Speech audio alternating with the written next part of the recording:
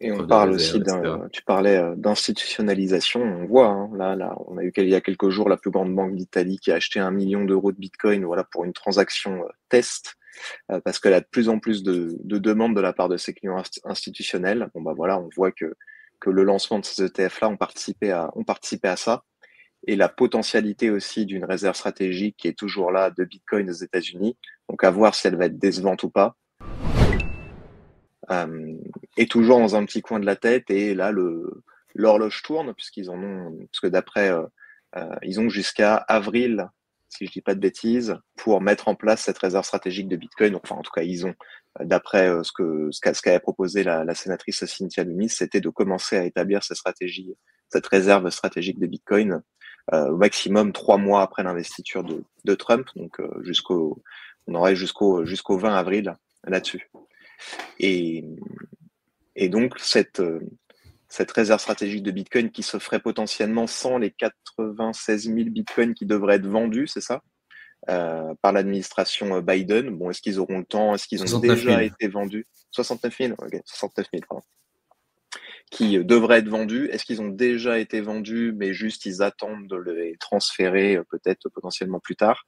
Ou est-ce que en fait ils seront peut-être pas vendus, et peut-être que ils se sont mis d'accord avec l'administration Trump pour savoir ce qu'ils en feraient une fois que l'administration Trump serait à la tête du pays.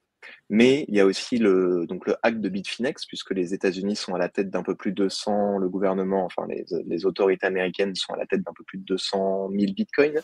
Donc il y a ces 69, pardon, combien, 56, tu disais, 69 1000 69, ouais. bitcoins qui devraient être vendus.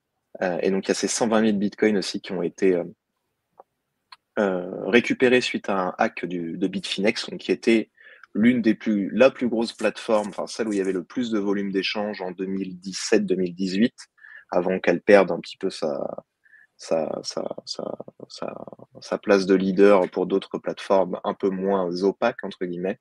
Bitfinex qui est lié quand même beaucoup à Tether, puisqu'elle partage le même CTO. C'est le CEO de Tether était le CTO de Bitfinex.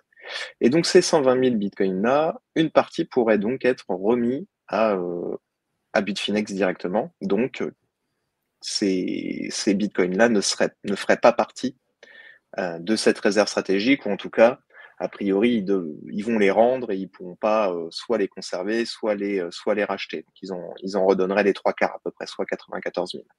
Avec la prédiction sur le cours du Bitcoin là, pour ce cycle-là, du CEO de CryptoQuant, donc CryptoQuant qui est un outil qui permet de traquer un petit peu tout ce qui est des infos on-chain, les infos sur les exchanges, le volume de stable détenus sur les exchanges, le volume de Bitcoin détenus sur les exchanges, etc., etc.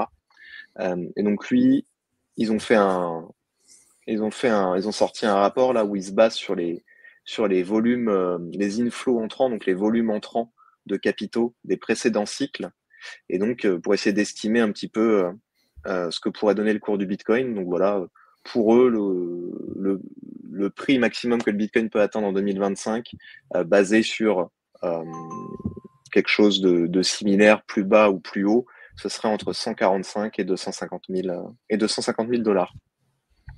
Ce qui me semble pas forcément déconnant. Ouais. Tout en sachant que je pense qu'en termes d'inflow, on devrait être largement au-dessus si vraiment les institutionnels débarquent en masse et s'il y a une réserve stratégique de Bitcoin.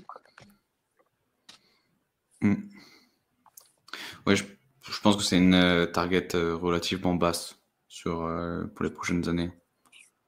Oh là, c'est 2025. 2025, c'est bien quand même. Ouais. Sur un choc de liquidité, okay. oui. Sur un choc de liquidité, on peut l'atteindre clairement. C'est les 12 prochains mois, quoi. Ok, ouais. Ouais. Parce que tu m'as fait un peu peur, je t'avoue. Sur 2025, ouais, je pense que c'est une target un peu basse. Moi, je suis vraiment confiant. On va aller à $1 million. Voilà, ouais, j'aurais revu mon plan. Hein. J'aurais revu mon plan Birish. Bah, c'était à la réserve stratégique. Si t'as des pays qui font des lois Bitcoin, des choses comme ça, 1 million, enfin 250, ah oui, ouais, dans un élan d'euphorie. Si on part oui, là-dessus, oui, c'est tenable. Sur un top, sur un choc de liquidité en top, pourquoi pas.